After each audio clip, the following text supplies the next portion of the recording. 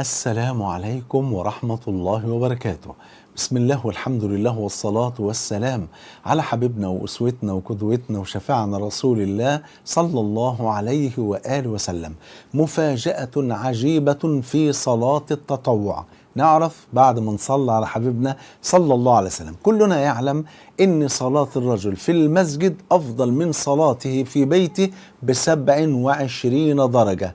مين اللي قال كده؟ مش أنا والله، ده سيد ولد آدم ما تصلى عليه صلى الله عليه وسلم.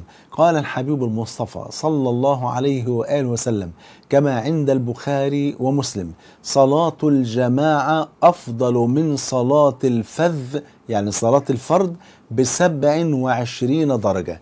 والمرأة لها نفس الأجر، لها أجر 27 درجة لو صلت الصلاة في بيتها ولكن في وقتها. كلام واضح جدا. يصلي الرجل في المسجد يتحسب له ب27 درجة، تصلي المرأة في البيت بفضل الله يتحسب لها ب27 درجة. لكن المفاجأة إيه بقى؟ المفاجأة إن صلاة التطوع، صلاة السنن الرواتب وصلاة التطوع، لما الراجل يصليها في البيت تتحسب له ب27 درجة أكتر ما لو صلاها في المسجد. يا خبر أبيض، ليه؟ قال لك لأنها أقرب إلى الإخلاص. الشيء الطبيعي إن صلاة الفريضة بنصليها في المسجد، إنما صلاة التطوع قد يكون فيها اجتهاد وتطويل، وقد يكون فيها خشوع أكتر إلى غير ذلك، لأن الإنسان بيكون بيصلي حر نفسه، مش متقيد بإمام. لو كان الإمام بيسرع أو بيبطأ، لا، هو بقى براحته فبيصلي كده بأريحية. تمام. فقد يكون قد يتطرق إليها بعض الرياء. تمام. فعشان كده صلاة النافلة في البيت أفضل من صلاتها في المسجد ب27 درجة. من الذي قال ذلك؟ الصادق المصدوق الذي لا ينطق عن الهوى صلى الله عليه وسلم.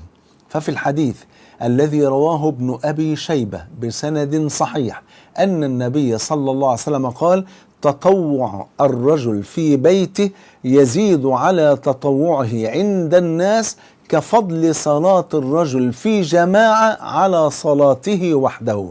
طب صلاة الرجل في جماعة بقد ايه؟ ب27 درجة. وصلاة التطوع في البيت أفضل من صلاته في المسجد اللي هو التطوع، تمام، اللي هي النافلة، أفضل منها ب27 درجة. الله أكبر.